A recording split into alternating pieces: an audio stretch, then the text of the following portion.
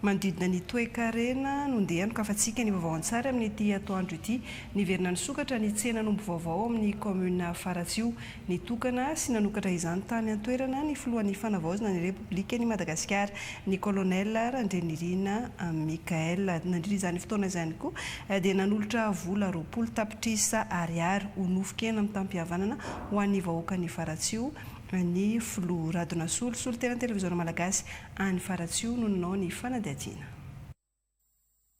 Nandritra ny tsena be mampiray izay tanterahana eto Faratsio no nanokafana ny tsenan'omby lehibe faefatra akoatra nantsapany mahazo Finanony Atsimo ary Miandrarivo izay mamaly ny etaetan'ny vahoaka. Nanokatra izany tamin'ny fomba ofisialy ny filohan'ny fanavaozana ny Repoblika ny Madagasikara, ny colonel Randrenirina Mikael Mivady, notron'ireo mpikambana eo anivon'ny gouvernemanta sy ny anteny meram-pirenena. Voaresaka teto fa sakana amin'ny fampandrosoana ny Faratsy ny lalana ka tsy ahafahana mamoaka ny vokatra. Tamin'izao fahatongavan'ny filohan'ny fanavaozana ny Madagasikara teto Faratsio zao ary no nilazany fa anome lela vola 1.70 tapitrisa ariary kotoana ara-tsolika amin'ny fanamboaran-dalana ny tenany ilaina sy mila hamafisina hatrany kosa nefa ny firaisan-kina ho ihany ny filoha. Nisy zavatra nangatahany ny tanàna teo izy io efa tonga ny andriamatoa solombavambahoaka ny amiko any tadidiko hatramin'ny androany ny vola zay hividianana ny solika io raha tsy diso ato 1.70 tapitrisa ariary. Zay. Hitanareo fa mijery ny Faratsio ao. Tadidiko izy io 1.70 tapitrisa ariary. Omeko andriamatoa solombavambahoaka niakara Antananarivo makan'izay andriamatoa solombavambahoaka.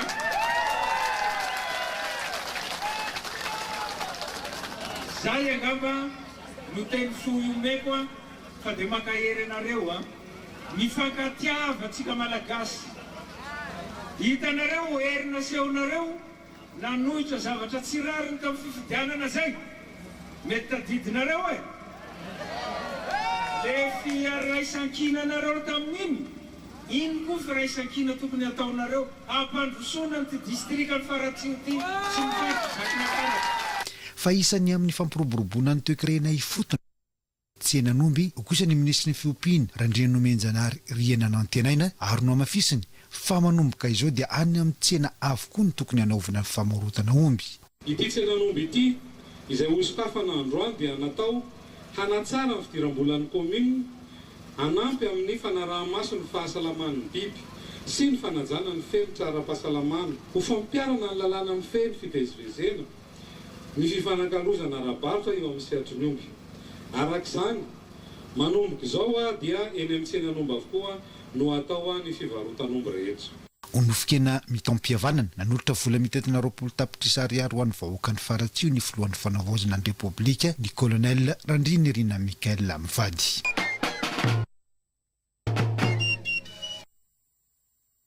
Lafim-baovao manodidina ny fanabeazana no hanohizantsika ny vaovao an-tsary ho raisin-dramatoa vadin'ny filohan'ny fanavaozana Eliza Randrenirina Antanana ny fanampiana ireo mpianatra hiatrika ny fanadina-mpanjakana ao amin'ny faritra Atsinanana. Manoloana izany dia hisy ny fanomezana cours gratuit ho an'ireo mpianatra rehetra hiatrika izay fanadina-mpanjakana izay Bruno Randriamampiona solotena televiziona malagasy any Tomasina no mitatitra ny vaovao. Homeny association Fanjiry cours gratuit toam-pampianarana maimaimpona ireo ankizy sy tanora hiatrika ny fanadina-mpanjakana CPE ny BPC baccalauréat eto amin'ny Siskony Masina voalohany sy faharoa noho ny fahatsapana fa mitaky ezaka sy fifanohanana ny fanabeazana mba azahoana vokatra tsara indrindra raha ho an'ny Siskony Masina voalohany sy faharoa izay nisedra olana tamin'ny fandalovany Rivodoza ka atao izao hoy ny mpandrindra nasionaly ny association Fanjiry mba hitovylenta ny zaza malagasy rehetra amin'ny fiatrehana ireo fanadina-mpanjakana ireo sady ho fanoloran-tanana ny fitondram-panjakana amin'ny alalan'ny ministera fanabeazam-pirenena koa anankasitrahan-dramatoa ministra ny fifanampiana ho an'ny zaza malagasy hiatrika fanadina-mpanjakana izao. Sika dia hitanareo teo fa nanokatra tamin'ny fomba ofisialy ny cours gratuit izay omeny association fanjiry tarihan'ny Elizara Andrianirina vadin'ny filohan'ny fanavaozan'ny Repoblika Madagasikara eto amin'ny faritra Toamasina voaloha sy Toamasina faharoa. Izany dia noho ny fahitana fa tena nisy ny olana sedraindreo ankizy ireo ny fahatapatapahan'ny fianarany dia tena hoe Ramatoa vadin'ny filohan'ny fanavaozana dia tena hoe tsy niraviravin-tanana fa ny tenanay hoe tsy maintsy omena koro ireo ankizy ireo ary izaho izy no hiantoka ny fandaniana rehetrarehetra ho an'ireo fanomezana an'io cours gratuit io. Ny alohan'ny fanombohana ofisialy teto Toamasina nisy ny fitsidihana ireo toeram-pampianarana 8 miankina sy tsy miankina amin'ny fanjakana mba ahafahana mijery ny fotodrafitrasa handraisana ny mpianatra hiatrika fanadina mpanjakana ho an'ny Siskoany Toamasina voalohany sy faharoa. Hita nandritra izany fa misy ireo fotodrafitrasa afaka sy vonona handray ny fanadina mpanjakana eto Toamasina voalohany sy faharoa.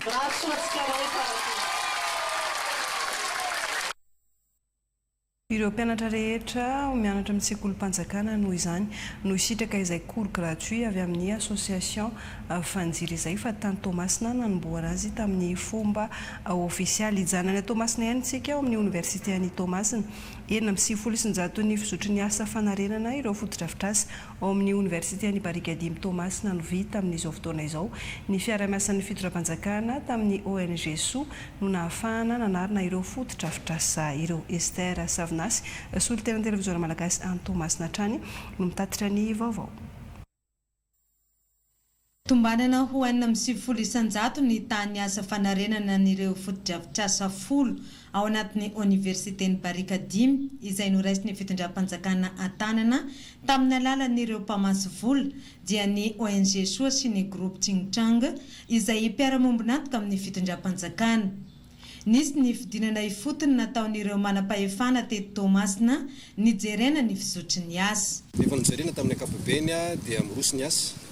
Misy ny atao efa tonga any amin'ny 990 ary ny akamaroany zany amin'ny ankapobeny dia fa andatanteraka amin'ny famitana 100 amin'ny terinandro ity ary mbola misy anankiroa izay somary elaela ny fatanterahana azy eo amin'ny tapabolana eo ary dia manotra ny fisaorana zany ny rehetrarehetra atao hoe tompon'andraikitra ny soa sy ny président ny fanavaozana ny Repoblika amin'ny tolo-tanana rehetrarehetra mba hatomombana ny fotodrafitrasa tsy eto amin'ny université any Toamasina ihany fa erany ny tamatavy na tamatavy 1 na tamatavy 2. Vinavinaina ho vita 100 ireto fotodrafitrasa 10 ato anatin'ny Barikadimy ireto amin'io asasaky ny volana meo avy io.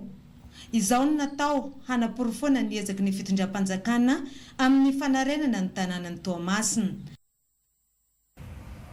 Raha mbola anatin'ny asa fanarenana izany ny université any Toamasina dia vita kosa nefa ary natolotra ny mpianatra eo anivon'ny université any Toamasina ny kianja filalaovana basketball. Romualda Rakoto Armanana.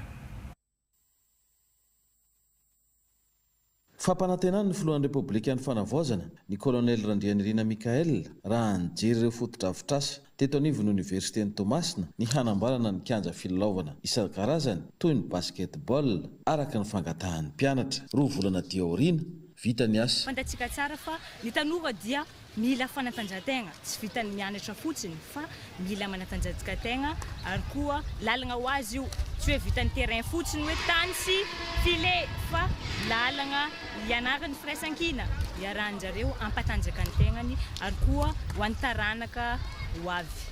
Eto ny tenany mpianatra Barikadimy dia hitondra ny teny fisaorana ny filohan'ny fanavaozana satria raha nandalo teto izy dia nangataka izay mpianatra mba amboaro ny terrain basket satria mijaly dia mijaly ny mpianatra.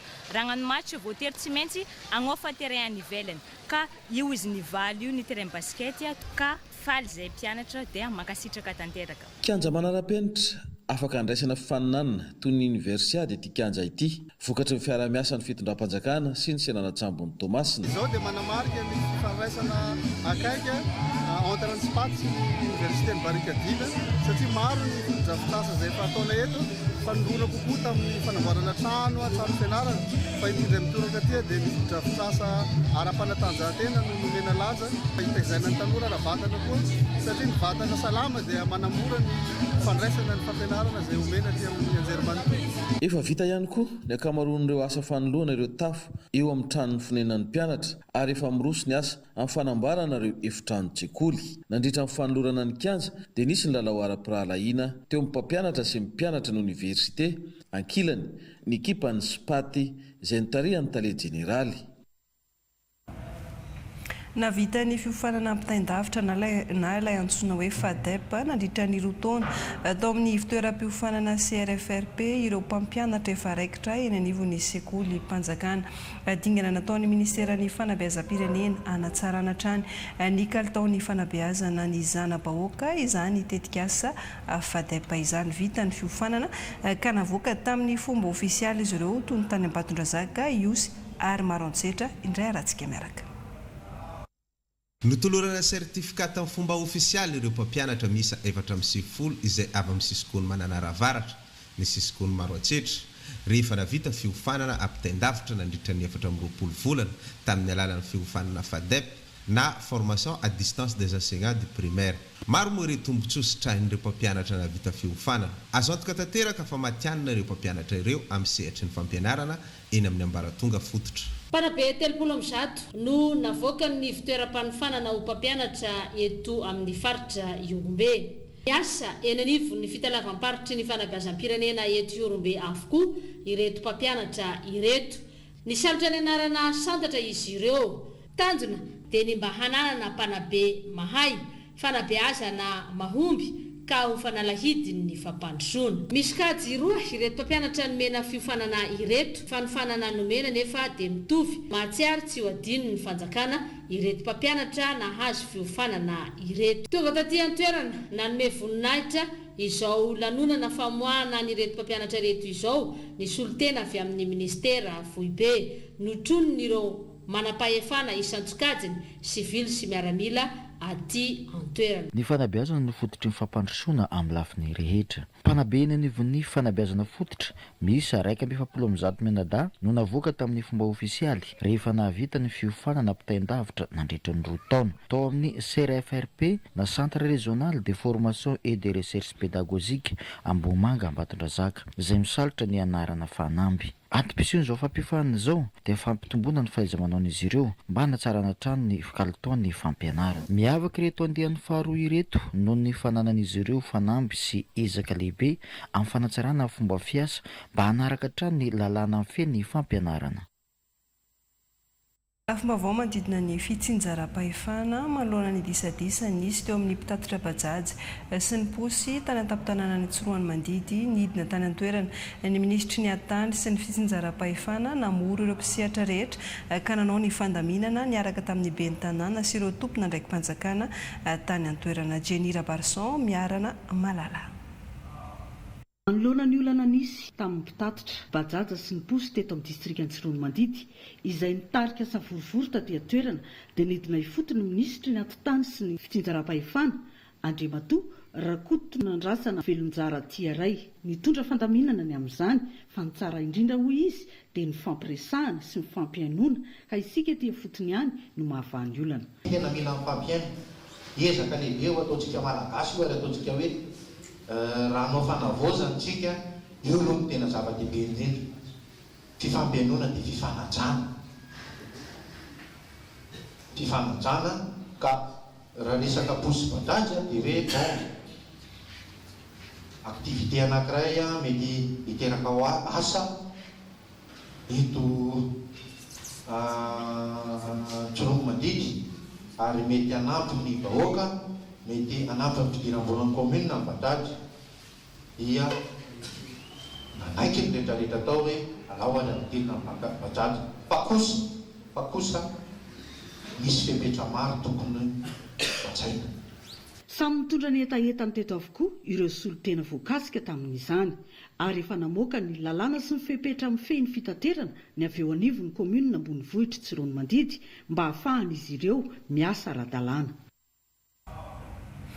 Tapapetraka amin'ny toerany ao Ambanja ny lehiben'ny distrika vaovao taoriany famindram-pahefana ny alarobia fa 7 aprily lasa teo Kinisa Bezandry. Ramatoa Bevazaha Marianik, administrateur civil en chef, no voatendry ho lehiben'ny distrikany Ambanja ny solan'Andriamatoa Raharson mbola hery Tsirnelaina izay voatendrana amin'ny distrikany Antala. Nandray ny toerana mahalehiben'ny distrika azy izy taorian'ny famindram-pahefana tamin'ny vololo mananjara tantely. Lefitry ny lehiben'ny distrika fa nisolo toerana ny lehiben'ny distrika teto fotoana vitsivitsy. Manolotra fisaorana ny fitondram-panjakana na nimetraka fahatokisana amin'ny tenanay hitantana ny distrikany Ambanja. Ny fitantanana tanàna tsy vitako za rery. Fa ny fiarahamientana antsika tsirairay avy araka sokajinasa sy ny sokajy misy antsika tsirairay avy no andavorary ny fiarahana eto. Ny vitany teo aloha isaorantsika manakavy. Izay ratsy ariantsika. Fa izay tsara vitany teo aloha hoentintsika anatsara ny ho avy. Fampandrosoana no eritreretina fiarahamientana no ndraindraina aza misalasala manatona anay aty amin'ny distrika raha ohatra ka misy izay kely mba azonay atao. Andriamatoa Mananjara Lucien, préfet de région Diana no nitarika ny lanonam-panjakana izay natrehan'ireo lehibe ny sapandraha raha samihafa ary nametraka azy amin'ny toerany izay namaranana ny lanonana. Tapapetraka ny talata fa 7 aprily lasa teo ihany koa ny fametrahana ny samboady ny ben'ny tanàna sy ireo lefiny 3 mirahalahy lanim-bahoaka tamin'ny fifidianana ben'ny tanàna teo tao amin'ny commune ambanivohitra Maromby ao amin'ny distrika n'Amboasary Atsimo. Tonga nametraka izany samboady izany tany an-toerana ny lehiben'ny distrika sy ireo mpikambana eo anivon'ny OMC any Amboasary Atsimo. Jean Baptiste, solon-tena televiziona malagasy any Amboasary Atsimo no mitatitra ny vaovao. Matoa makafahamaro no lany ben'ny tanàna ny commune rurale ny Maromby aty amin'ny distrika ny Amboasary Atsimo raha ny didina avoaka ny conseil d'état tamin'ny fifidianana ben'ny tanàna teo. Ny talata fa 7 ny volana aprily 2024 no nanatanterahana ny fametrahana ny samboadiny. Tamin'ny fotoana io ihany koa no nametrahana ny samboadin'ireo lefiny 3 mirahalahy ka tonga nanatanteraka izany tamin'ny fomba ofisialy taty antoerana ny lehiben'ny distrika ny Amboasary Atsimo. Andriamatoa Teras Jakara notsonin'ireo mambra ny OMC aty antoerana. Vonina ny hiara-iasa amin'ny fitondram-panjakana ny ben'ny tanàna voafidy aty amin'ny commune rurale ny Maromby raha ny nambarany teto ary misokatra ho an'ny rehetra ny varavaran'ny commune eo amin'izay resaka fampandrosoana izay. Manana harena akibony tany maro ny commune rurale ny Maromby raha ny nambarany ben'ny tanàna ary tao anatin'izay hatrany nanamafisany ny resaka ny ady atao amin'ny tsy fandriampahalemana aty antoerana ary izay raha teo ihany koa moa no nampanantenainy an'ireo vahoaka mandritra ny fampielezan-kevitra ary tsy lefitra amin'izay minima pisikorontana ny tena ny raha ny nambarany. Voalohany indrindra mangataka nareo rapo, nareo reniko, nareo zaiko, nareo zokiko amin'ny resaka fandriampahalemana. Ny fandriampahalemana zany izay angatahytika amin'ny nagnahary fa sizany tompony fa izy. Dia tsy tokony hatao sasa manomboka amin'izao loaloany zao ny halatra omby, mitafitafiky trano sady ny falaolo mba milala satria misy harena tanitsika ty dia hisy business avy any mandeha mipahy harena amin'ny tanitsika ty dia tena handray ndraiky sy nitondra fanjakana sy ny ben'ny tanàna raha ohatra hatrarana olo mamalapala olo na mangalatra omby na manafitafika trano. Tena miala tsiny aloha fa tsy halesitra mihintsy ny mpitondra fanjakana raha totanonao zao koa raha hoe tsy nitalilo hoe ben'ny tanànay hay zao tsy zavatra isy. Dia ny fandriampahalemana dia tsy maintsy dia tratra mangalatsy omby dia tsy hipetraka amin'ny commune toy isony. Dia tratra manafitafy trano dia tsy hipetraka amin'ny commune toy sasy fa dia manao paipay zay. Dia ampahafantariko atsika ray aman-dreny zay koa fantatra ndraiky ny raiky commune ty. Dia fandriampahalemana dia sady any resaky fandrosoan'ny commune. tsy misy ny fampandrosoana raha tsy mandry fahalemana ny tanàna. Io ny teny izay isan'ny navoatra ny lehibe ny distrika nandritra ny fandraisam-pitenenana izay nataony. Nanamafy ny fanentanana arsany ny tenany ny mba hifanomezan-tanana eo amin'ny fampandrosoana, fa indrindra ny anamafisana ny firaisan-kina sy ny fiaraha-miasa eo amin'ny andrimasom-pokon'olona sy ny mpitandro ny filaminana mba hiadiana amin'ny tsy fandriam-pahalemana, mba hatongavana any amin'ny fandriam-pahalemana maharitra. Ivadika lafim-baovao hafa tanteraka isika omaly 3 Mey no andro eran-tany ho an'ny fahalalahany asa fanaovan-gazety. Raha ny filarana maneran-tany dia ny atsara ny toerana misy any Madagasikara eo amin'izay lafy ny fahalalahany asa fanaovan-gazety izay. Efa narahantsika tato anatin'ny vaovao an-tsary omaly alina ny fankalazana nasionaly, izao kosa dia arahantsika ny ako ny fankalazana tany amin'ny faritra voarainay androany. Fahatsiahivana ny tantarany 3 Mey raha eo amin'ny asa fanaovan-gazety sy ny zo ho azy ireo, ary ny fampahafantarana ny tena fahalalahany asa no nanamarika ny andro ny fahalalahana ny asa fanaovan-gazety teto Morondava izay teo ambany fitarian'ny talepatry ny serasera sy ny kolotsaina Menabe tamin'ny alalan'ny fandaharana ny vantana tamin'ny radio Kolondoy. Namela hafatra ho an'ireo mpanao gazety namany ny solitenany izy ireo. Nisaotra ny ray aman-dreny izay nanampy ka nahafahan'ireo mpanao gazety avy eto Morondava ny solitenany faritra Menabe ho an'ny mananjary izay ivondronan'ireo mpanao gazety amin'ny faritra Antsimon'ny Nosy ny talepatra ny serasera sy ny kolotsaina ato Menabe. Fampatsiahivana ireo mpanao gazety ireo lalàna amin'ny feny asa fanaovan-gazety ny loi numéro 2020-006 eo mpanatanterahana ny asany ny votoatiny espace de change nataony ny mpanao gazety na fifanakalozana taty amin'ny faritra Bongolava izay mitarihan'ny mpandrindra-paritry ny lavitry ny mpanao gazety eto Bongolava Ramatoa Jenny Harmalalason mba hatratrarana ny tanjona amin'ilay loha hevitra hoe manorina ny hoavy ao anatin'ny fandriam-pahalemana. Naleo firaisan-kina tao anatin'ny cross de cohésion namakivaky ny tapitanana ny Tsiromo Mandidy ary narahana Zomba no nanomboana ny fiarahana ho fanamariana ny 3 Mey samy naneho ny etaetany teto ny tsirairay mba hisiny ny rindran-damina amin'ny fanatanterahana ny asa fanaovan-gazety aty amin'ny faritra Bongolava.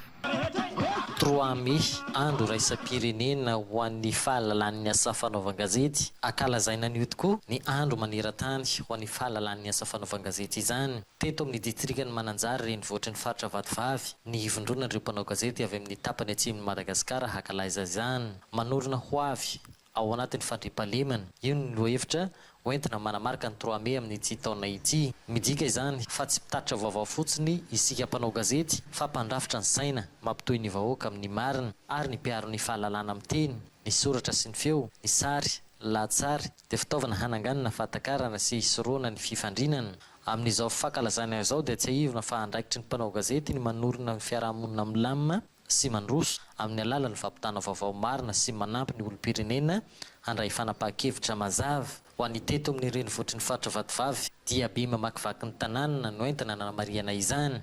Nisy kosa ny fandraisam-pitenenana ny solitenany ho lafitry ny mpanao gazety ato anatin'ny faritra Vadivavy ary ireo olom-bofitsy ny olom-botendry sy ny solitena-mpanjakana eto Mananjary. Hetsika izay manasongadana no mahazava-dehibe ny fahalalan'ny asa fanaovan-gazety sy ny fanamafisana ny firaisan-kina ny mpanao gazety eto amin'ny faritra atsimon'ny Madagasikara no amarina tamin'ity androany ity ary nandraisan-drehetra anjara any Ambositra. Faritra Moromanindray kosa moa no andray ny andro maneran-tany ho an'ny fahalalan'ny asa fanaovan-gazety ny 3 Mey taona 2024.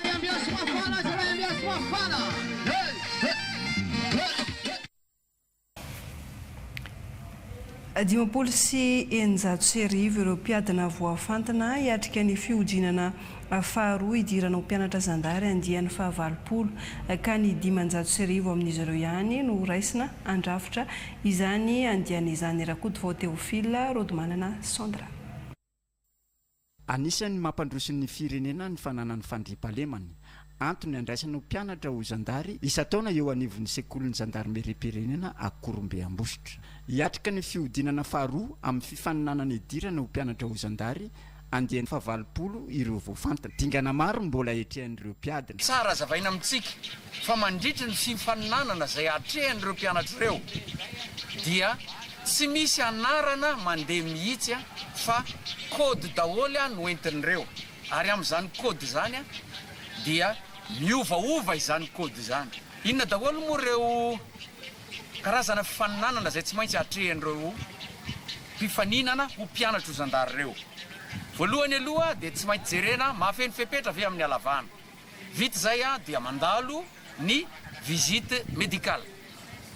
Rehefa tomomba na ara-pahasalamana apta izy ireo dia miditra avy hatrany amin'ny sport. Rehefa vita ny fanatanjahantena dia misy ny aptitude générale.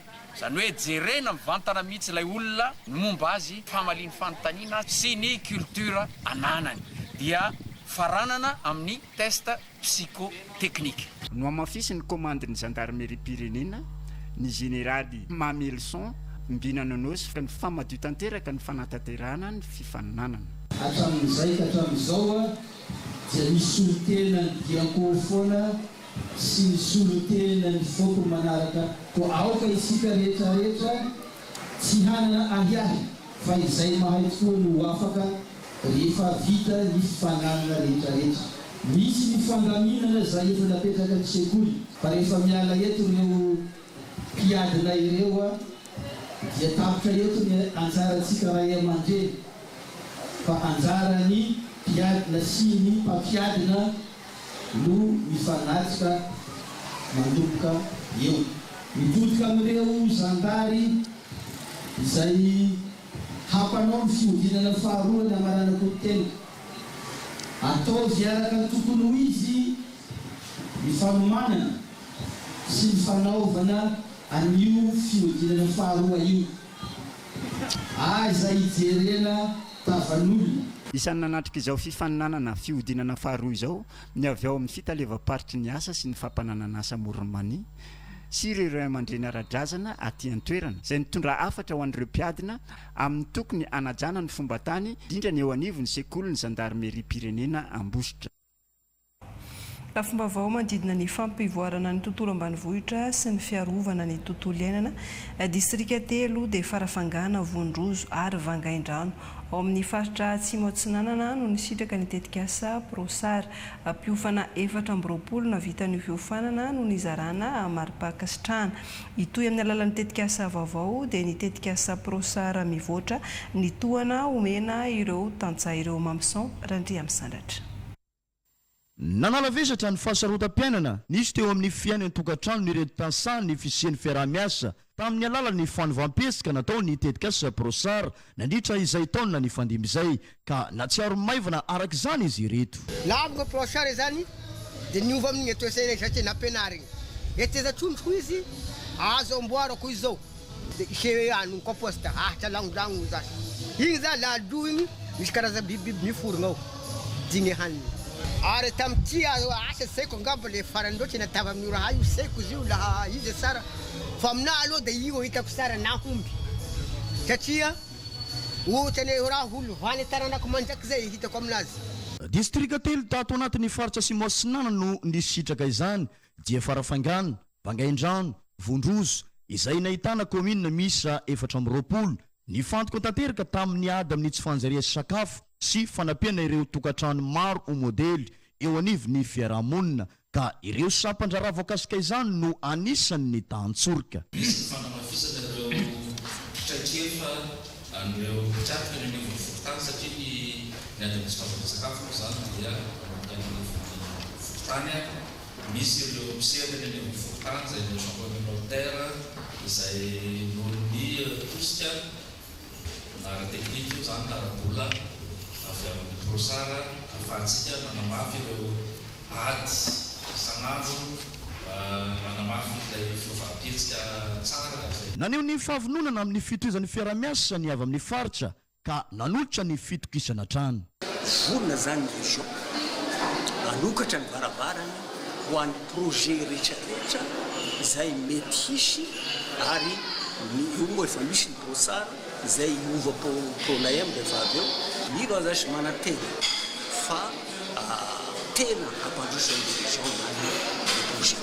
Nandritra ny fanakatona tamin'ny fomba ofisialy ny tetikasa Prosar no nanehoana ireto andiana asa vita sy ny vokatra azo hatramin'izay ka mpiofana misa 420 no nizarana Maripakasitrahana marina etona fa misokatra indray manomboka izao ny tetikasa vaovao Prosar mivoatra izay anoy ny asa indray anatin'ny 3 taona manaraka ato anatin'ny distrika ny Farafangana, Vangaindrano ary Vondrozo aty amin'ny faritra Simo Asinanana. Roa valopolo ireo solon-tena bokon'olona nomena fiofanana amin'ny famonoana afo any amin'ny distrikany Kongo any Tanjona ny ahafahan'izy ireo miaro ny tontolo iainana sy ny loza mety ateraky ny fahamaizana fa indrindra ny vonjaina sy ny vonjovona. Ny tetika asa ACH famille no nampiofana azy ireo Brian Ratsimbazafy Rabe Mananjara no mitatitra ny vaovao. Nomena fiofanana mba hanana teknika hiadina amin'ny afo ireo solon-tena pokon'olona miisa 20 ahitana vondron'olona ifotony sy polisinala anatin'ny komina 3 iasany fagnimbona aty amin'ny distrikany Ikongo mba hananan'izy ireo ny fahaiza-manao amin'ny fiatrenany fanomboa ny firehetan'ny afo ary ny fifehezana ny afo rehefa mahazo vahana. Nisy ihany koa ny fiofanana vonjaina izay mety hitranga ateraky ny loza. Eo midingana rehetra izay nampianarina anay isaky ny ambara tonga ny zava-miseho mikasika ny afo, ny famonoana afo, fomba fietrehana anazy, ny filefana raha ohatra ka sotafaverina so le afo dia hamory andreo vahoaka zay hampianarina izay zavatra zay mba ho melo avy hatrany mba sy hiaran-doza amin'ny fotoana izay hitrangan'ny loza ohatran'izay. Ny fiarovana ny ala sy ny tontolo iainana no tanjo ny tetika asa ACH famille. Ny tena zava-dehibe indrindra ihany koa ao anatin'ny fiarovana ny tontolo iainana dia ny fitehirizana sy fiarovana ny atiala voajanahary sisa tavela eo mba hanome antsika ireo tombotsoa maro isan-karazany. Olona miisa 220 no nahazo an'izay fiofanana izay ary vonona sy mavitrika piatran'izay eny anivon'ny tanàna rehefa tongany izy ireo. Ny fiofanana nomenan'ny communauté dia fehezana ny afo eo amin'ny Boroala. Noho izany dia afaka miatsika ny famonoana afo izy ireo raha toka misy izany eny amin'ny tanàna misy azy ireo. Nomena anazy ireo avokoa ny teknika rehetra ny fehezana ny afo. Tsy misy fetrany fa atao mandavataona ny fiarovana ny atiala mba ho tanteraka tokoa ilay targetra hoe tontolo iainana sy fandrosoana lovain-jafy. Miena noho ny fitrandrahana ataon'ny olona ny arena ao anatin'ny alarovana ao amin'ny corridor forestière Ambositra Vondrozo na ny Kofava. Ny Kofava izay faritra ala lehibe indrindra any amin'ny faritra Fitovonany sy Antsimo Atsinanana no atevenina tamin'ny alalan'ny fambolekazo ny tialan'ny Kofava mba amerenana indray ny mahizy azy izay tantsoroka ny arana tamin'ny tetika asa ACH famille. Brian Ratsimbazafy sy Rabe Mananjara trany no mitatitra ny vaovao. Mihena noho ny fitrandrana tsy ara-dalàna ny atiala any amin'ny distrikany Ikongo manamorona ny Kofava na ny corridor forestière Ambositra Vondrozo. Ao ny fitrandrana harena ankibon'ny tany sy ireo hazo sarbidy ampiasaina amin'ny tombontsoan'olo tokana ka mitarika ny fahasimbany tontolo iainana. 2 hektara ny velarantany novolena zanakazo miisa 420 nataon'ny fokon'olona tao mavogisa fokotany ny Antanvelona komina Ambinanitromby ho fanarenana ny alasimba ny arana tamin'ny tetika asa ACH famille. Ny fambolena hazo zanatany miisa 420 mba atao izy io anarenana ny atiala ary anatevenana ny atiala efa simba. Tafita eny fotony ny hafatra amin'ny fiarovana ny tontolo iainana. Ny tombosoa amin'ny fiarovana ny tontolo iainana dia miaro ny tantsiko ny riaka voalohany. Faharoa miaro ny biby izay mipetraka aty agnaty ala aty. Maharesy lahatra na ambony hazo mba hampisy ny rano, hampisy rano kosa mba havokatry vary hambolena sady ho ny zanaka afara. Nosokafana tamin'ny fomba ofisialy ny volana aprily lasa teo ny taopambolekazo 420 tao Antanvelona komina Ambinanitromby distrikany Ikongo ho an'ny drafitrasa fagnimbona izay misy ONG Médecins Sans Frontières ny tantsika ary ny fokon'olona tantsoroka ataony ACH famille izay miasa amin'ny komina 3 kominany Tolongoina Ambinanitromby Maromiandra any amin'ny distrikany Ikongo. Miditra amin'ny 3 taona manaraka amin'ny fitantanana ny faritra rovana Andriambe Ambohitray ao amin'ny commune Mora Ranogara ny VOI MMA Ambohitray ezaka goavana momba ny fikajiana ny tontolo iainana ntotosa nandritra ny 3 taona izay hotohizana sy ho hatsaraina ao anatin'ny 3 taona manaraka setra narda Tina Julief no mitatitra ny vaovao.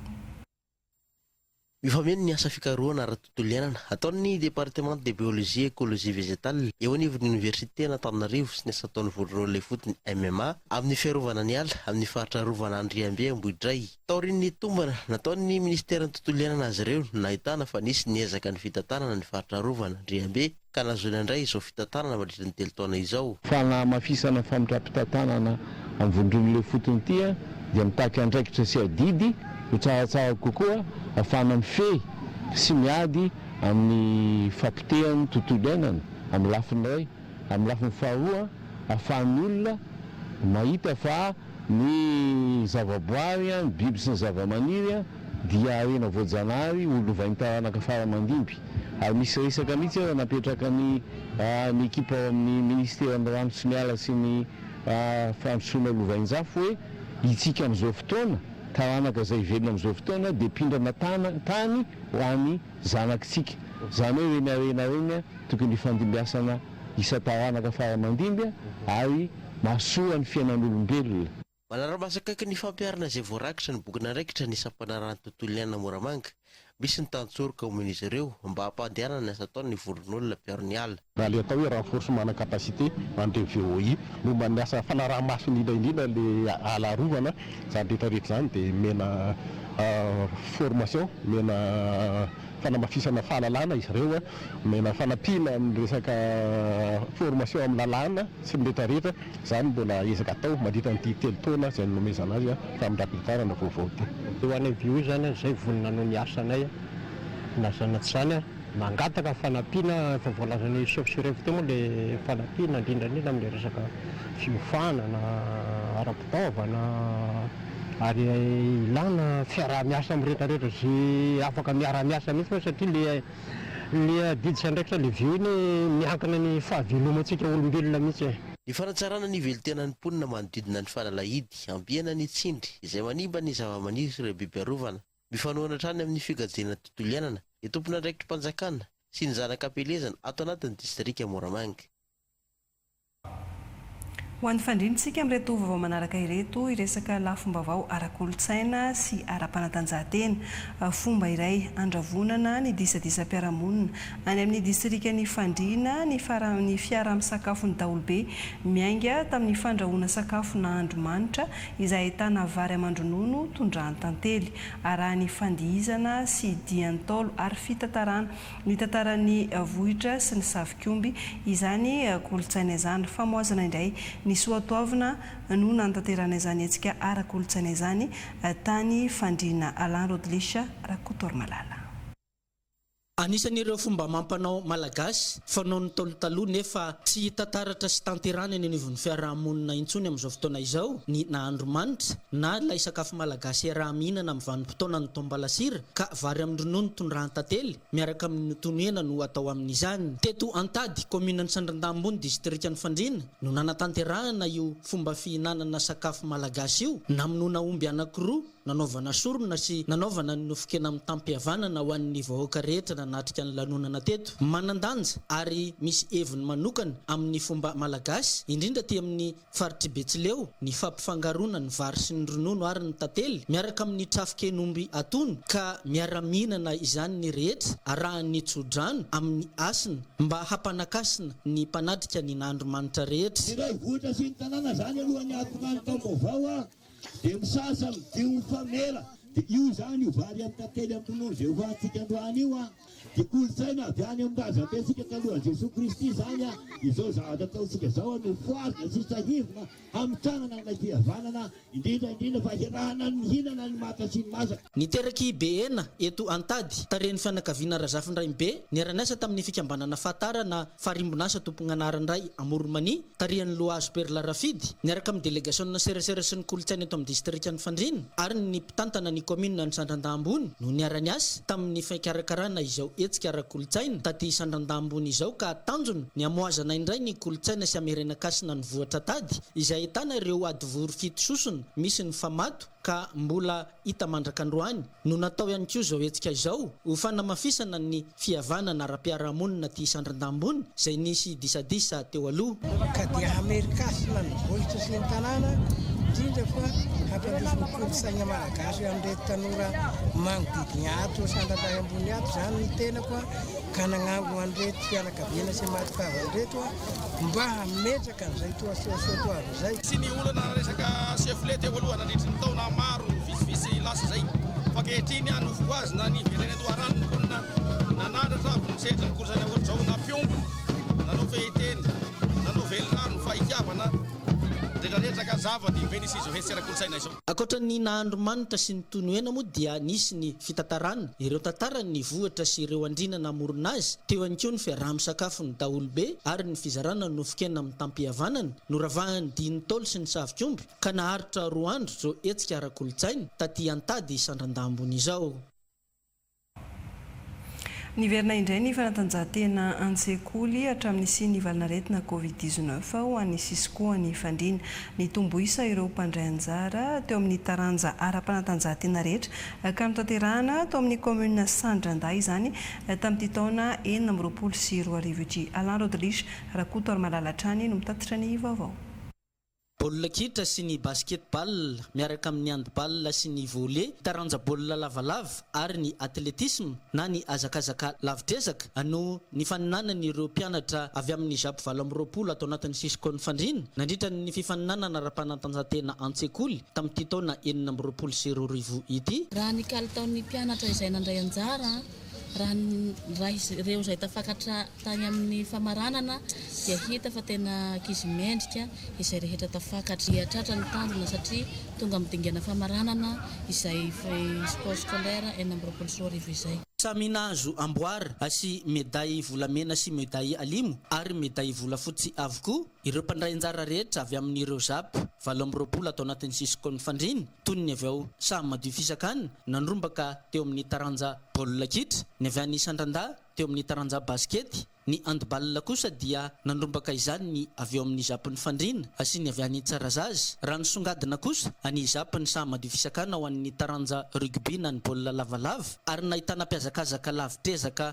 ny songadina ihany koa ny avy any Alakamisy Ambohimahazo fandriana Isandrandà ambony, ny avy any Miarina Avaratra ary Betsimisitra nandritra izao lalao ara-panatanjahantena an-tsekoly teto anivon'ny sisikony fandriana izao. Sport scolaire no resahana dia ataoko hoe anisan'ny taranja fanabeazana ny fandraisana azy mitondra fampivoaran-tsaina faly sy ravo any voaka ny Sanandà ary miezaka tao anatin'izay fandraisana izay ary inona ihany koa fa misy voandalana noentin'ireo vahin'ireo na ara-toekarena ara-piariana. Ireo no avy ny fanatanjahantena ho an'ny distrika ny fandriana ary ho an'ny faritra Morimania raha aty amin'ny sekoly izy notrandrahana dia mazava ho azy fa tsy maintsy ho lasa lavitra ireo ankizy ireo satria efa miatrika sahady an'izany sehatra ny fanatanjahantena zany. Ho tanterahana any amin'ny sisikona Ambositra anomboka amin'ny 14 ka hatramin'ny 17 ny volana May ho avy izao ny fifaninanana ara-panatanjahantena an-tsekoly eo anivon'ny faritra Morimania ka efa manana solotena hiatrika izany taorian'ity lalao ara-panatanjahantena an-tsekoly taty Sandrandà ity ny avy aty amin'ny sisikony fandriana. Ny 20 aprily lasa teo no andro iraisam-pirenena ho an'ny dia nanamarika izay hetsika izay isika teto Madagasikara ary omaly moa no namaranana ny fankalazana ny andro iraisam-pirenena ho an'ny dia izay navitrika ireo tanora tamin'ny fandraisana anjara sy fampisehoana ny fahaiza-manao sy ny talenta ananany. Raha antsika ny akon'izay fankalazana ny andro iraisam-pirenena ho an'ny dia izay tany amin'ny faritra. Tsy navelan'ny fitelevam-paritra ny serasera sy ny kolotsaina loatra mangoro andalo ny datan'ny 20 aprily taona 2024 teto Ambatondrazaka fa anisan'ny nankalaza ny andro iraisam-pirenena ho an'ny dia. Betsaka ireo tanora ireo zatovolahy sy vavy no manana ny talentany ary nisongadiny izany teo amin'ny fampisehoana ireo karazana gadina toy ny décalé, hip-hop, battle ary ny dancehall sy ny sisa. Natao teto amin'ny tranobe ny serasera sy ny kolotsaina Masinjara izany ary naseho tamin'ny alalan'ny fifaninanana. Samy tonga naneo ny talentany avokoa ireo isaky ny sokajy tazana teto ny eny anivon'ny sekoly teo ihany koa ny vondrona ao anatin'ny club de danse. Tsy diso anjara tamin'ny fanamarina ny fitalevam-paritra ny serasera sy ny kolotsaina loatra mangoro misy ny hetsika izay natao teto Ambatondrazaka sady namoazana izay tontolony dia izay ho an'ireo tanora mpisehatra eto Ambatondrazaka zany no anamarina ihany koa izay andro iraisam-pirenena izay.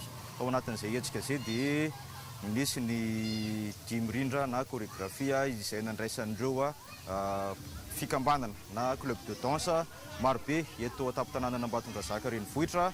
Dia teo ihany koa ny fifaninanana mandia par catégorie zany izy io.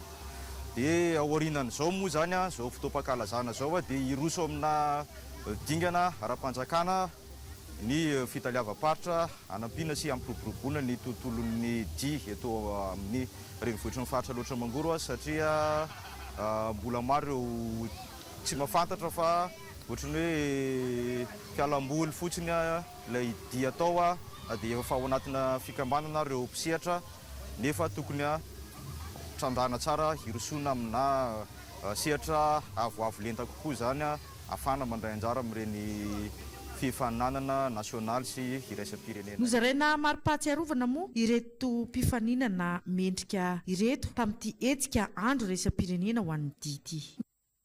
Sekoly maro avy eto Antsirabe no handray anjara ao anatin'ny fifaninanana dia mandritry ny BIM 2024. Karazana dia maro no ifaninanana ary sy ny loka ho an'ny mpandresy. Danse miseho dia amin'ireo talentany ankizy tsirairay avy fa anisany raha fijeriko ny ankizy mivory misy ny danse malaza be ankehitriny, danse urbaine, afro, dancehall dia mety misy karazany koa manao dia nentim-pandrazana sy ao anatin'izany cheerleaders tena hoe seho feno mihitsy ny seho ato amin'ity BIM ity. Tsy latsa-danja ao anatin'izany ihany koa ny fifaninanana Miss et Mister izay natao hitezana sy anampiana ireo tanora hiatrehany ho aviny. Ny lycée Mister BIM 2026 dia fifaninanana izy io entre ny lycéen sy universitaire dia misy mpandray anjara ho vehivavy sy lehilahy. Ny taona tsy dia nifaritanay loatra fa rehefa lycéen sy universitaire izy dia efa mety foana. Izany hoe zana aseho ihany koa anatin'ity Miss et Mister BIM ity hoe misy fitezana ny tanora ihany koa zany ohatra ny ahoana fomba fitafy hoe tsy voatery hoe miboridana ianao vao hoe tsara. Fa ao anatin'izay daholo moa zany le zavatra tiana ho ampita amin'ity Miss et Mister ity. Ny tanjonanay anatin'le hoe nasiana Miss et Mister dia te hanampy zahay ny tanora tsy any amin'ilay fahatsarana fotsiny fa misy formation omenan'ilay tanora zany ao anatin'ilay izy hoe ohatra ny ahoana ny ainanao rehefa hiatrika sehatra professionnel na ny arinany hozarina izy hilatro mason'olona, hozarina izy hiteny anao prise de parole mason'olona dia hojerena ihany koa ny fomba filatrony fomba fiakanjony rehetrarehetra zany dia iny no anambaranay an'ilay hoe iza no Miss na Mister. Mariana fa mandritry ny volana May manontolo no anatanterahina ny fifaninanana rehetra. Ho fampivelarana ny fahaiza-manao ny tanora amin'ny talenta ananany amin'ny resaka ara-panatanjahantena sy ara-koltoraly dia nanatanteraka hetsika fifaninanana mandihy sy hira ary lalao ara-panatanjahantena School Challenge andiany fahaefatra ny fikambanana Mainty Milala. Io hetsika io dia ahitana concours de chant, fifaninanana mihira sy fifaninanana mandihy ary tournoi basketball sy football amin'ny samy lycée sy samy université izany. Ny tanjona dia ny fampisehoana ny talentan'ny tanora izany hoe fotoana iray amohan'ny talenta matoritory anatin'izareo any fanamafisana ihany koa ny firaisan-kina sy ny fifankatiavan'izareo samy mpianatra sy samy tanora etsiroan'ny mandidy ary ho fampivelarana ny fahaiza-manao any anatin'izareo tsirairay avy. Amin'izao andiany fahaefatra izao dia mbola tohizina sy hatsaraina mihoatra ny hatramin'izay na ny fikarakarana na ny fizotry ny lalao na ny fifaninanana rehetra mandritra ny hetsika School Challenge ity. Mitondra fanentanana ho an'ny tanora ny renim-piahany fikambanana Mainty Milala. Noho izany antony izany indrindra no nanosika anay sy naresitahatra anay anohana sy hanolo-kevitra ho an'ny karakara ao anatin'izao hetsika izao. Dia manentana ny tanora rehetra satria amarentia dia vonia izahay ny anoro amin'ny fomba rehetra anohana na ara-pitaovana na ara-bola. Misy ny fahasarotana na ara-bola na ara-pitaovana fa miezaka izay mitady mpiara-miombonantoka ary miezaka koa zahay manetana fiarahamonina mba hifanohana ny amin'ny lafiny rehetra. Ny voalohany volana May no hanomboka ny fifaninanana ka ny 25 volana May 2024 no hifarana izany ka misy ny fizarana maro-pakasitrahana ho an'ireo mpandray anjara. Ny vaovao iray sampirenena no maranantsika ny vaovao an-tsary amin'ny atoandro ity ho an'ny Mali taorian'ny fanonganam-panjakana niseho tamin'ny taona 2024 sy ny fahafatesan'ny ministry ny fiarovana ao Mali miaina anatin'ny tsy fandriam-pahalemana tanteraka ny mponina any an-toerana amin'izao fotoana izao niverina anatin'ny tahotra tanteraka izy ireo nanomboka tamin'ny farany volana teo satria ny tombo avy roeny ny fanafiana tampoka tany Mali mitsoponenana ireo mponina andeha ampahafantariny mamy Filipina raha zafindrasa tamintsika anatin'ity fanadadiana ity ny antony mahatonga ny ady sy ny zava-misy amin'izao fotoana izao any Mali. Miaina anaty tsy fandriam-pahalemana tanteraka nanomboka tamin'ny farany volana avrily teo ny mponina ao Mali nanjary lasa iray amin'ireo firenena marefo indrindra any Sahel Mali amin'izao fotoana manjaka ny krizy ara-politika sy ny ady amin'ny vondrona jihadista. Raha somary verenana fohy ny tantara antony tonga ny ady any Mali ny tsy fitoviana sy fahatsapana ho voailika ny faritra toa ny Kidal, Gao sy ny sisa. Tsy mahazo tombontsoa ary tsy voasolo tena amin'ny fitondrana ny vahoaka Tuareg any ka nitaky fahaleovantena. Niditra sy nanararoatra ny korontana nisy ny vondrona jihadista. Tanjon'izy ireo ny ananganana fanjakana mifototra amin'ny lalàna enjana islamika sy ny akafaritra ary fahefana. Tsy ady mivantana toy ny tafika roa miady no misy amin'izao fotoana fa fanafiana tampoka fametrahana fandrika sy bomba eny an-dalana antsoina hoe ady tsy mitovy hery na asimetrika. Mitohy any avaratra sy any avotanana ny Mali ny fanafiana. Faritra tena mafana ny ao Kidal, Gao sy Mopti, fakana tanàna, famelezana tobo miaramila, fandorana sy fandravana fototra-avitrasa no ataon'ny vondrona jihadista ka na dia resy ny tafika azy izy ireo dia miverina indray avy eo. Manoloana ny zava-misy, tanàna maro no hiaran'ny fanafiana matetika, sivily maro no trabona ary maro ihany koa ireo nandositra ny tanàna. Fa inona ary no antony tsy mety hifarana ny ady izay efa nahatra maherin'ny 12 taona. Lehibe loatra ny faritra tsy voafehy ka mora ny mampita ny sistany. Rafitinina, ny toy sy ny amafy kokoa ny ady nanomboka tamin'ny 10 taona ity miaina anaty tsy fandriam-pahalemana tanteraka araka izany ny mponina ao Mali. Ils menacent de faire un blocus. En fait, ils sont en train d'imposer un blocus autour de Bamako, ce qui ferait craindre l'aggravement encore, de façon encore pire, de la crise humanitaire. Tapitra ny vaovao an-tsary mankasitraka ireo namana teknisiana sy ireo namana mpona gazety ny ara nisala tamin'ny fanatotosana ny vaovao an-tsary ary indrindra mankasitraka anao tany atokantrano tany nanaraka hatramin'ny farany ny vaovao an-tsary izay natolotra teto tamin'ity anio ity mirary anao amakivaky ity herinandro vaovao ity ao anatin'ny sosiny tsara tena kometraka ny veloa mandram-piona ho amin'ny manaraka indray Hortensia Mamsoa no iaraka aminao eto manomboka rahampitso veloma tompoko.